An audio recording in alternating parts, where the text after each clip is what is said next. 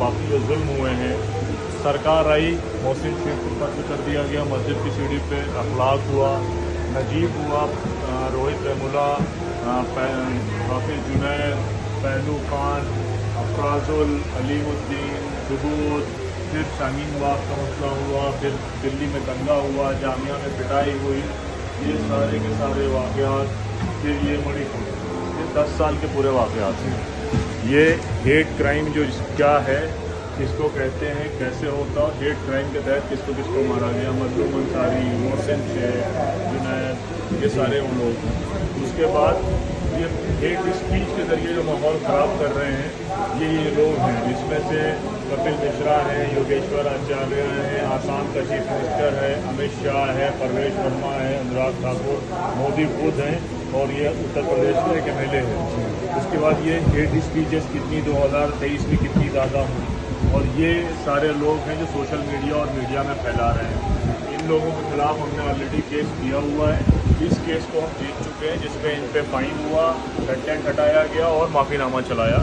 अब इस hate crime से कैसे बचा जाए, तो ये हमारे मैकेनिज़्म की बातचीत है। उस पर ये बुलडोज़र का पूरा सेटअप है कि कहाँ कहाँ कैसे बुलडोज़र चले, कैसे लोगों को पीटा गया, ये आसाम में कैसे जंप किया उसने, उत्तर प्रदेश में 1535 घर गिराए, 260 घर 59 घर मध्य प्रदेश में, ये उसकी पूरी बातचीत, और ये कोर्ट मध्य प्रदेश ने क्या कहा, क्या नहीं गए, पूरा डिस्कशन है। और ये पूरे मकानात हैं जो गिराए गए, ये नूह में है, ये भीलवाड़ा में है, ये अपने जावेद मोहम्मद साहब का मकान है, अपने रुकन जमात नाज़िम शहर इलाहाबाद। उसके बाद जो है ये नावगांव आसाम है, फिर ये आसाम है, फिर जो है बुलडोज़र पर, फिर ये हरियाणा है, ये मध्य प्रदेश वाला जो आप बता रहे थे छतरपुर में, इसमें गाड़ियाँ भी तोड़ दी उसकी, ये जहांगीरपुर जो हाल में हुआ सर 3 महीने बाद। अब हम लोगों ने बुलडोज़र उड़ा के सुप्रीम कोर्ट से डंप कर दिया। अल्हम्दुलिल्लाह आपकी तारीफ कबूल फरमाए। पुलिस जिस तरह से जाती करती है कि 18,000 हाफ इनकाउंटर किए हैं, पैरों में गोली मारी, ये उसका सिंबल है। फिर ये CA का टाइमलाइन है, कैसे 2016 में CA इंट्रोड्यूस हुआ, फिर NRC आया, फिर NRC आसाम की लिस्ट आई, फिर शाहीन बाग हुआ, फिर शाहीन बाग के साथ दिल्ली में प्रोटेस्ट हुए, फिर जामिया में पिटाई हुई, फिर हम लोगों को यहाँ 19 दिसंबर को, ये मैं हूँ, ये उमर है, हम सबको एक साथ जेल में डाल दिया गया।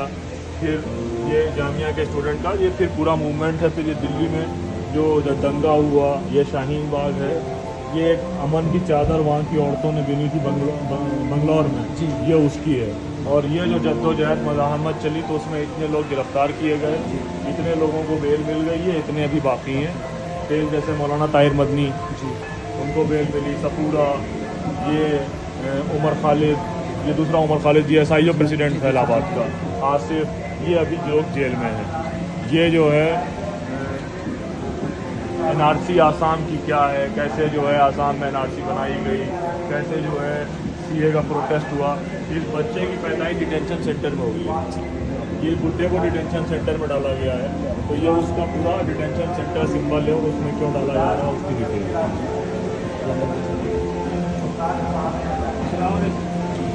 अब ये हमारी पूरी रिपोर्ट है, कहाँ कहाँ क्या क्या हुआ, कम्युनिकेशन ये हर जगह हम क्या क्या काम कर रहे हैं हर स्टेट में।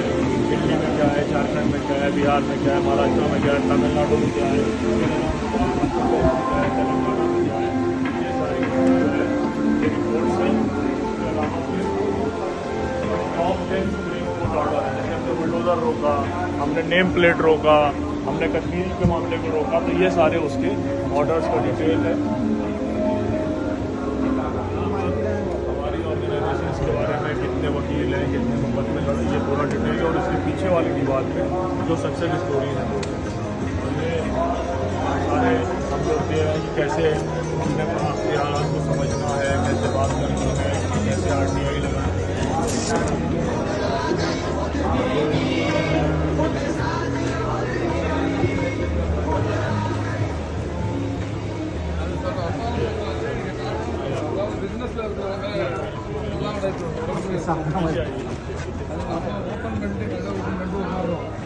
कस्टमर तेरी वाला मेरे फोन से ले लीजिए।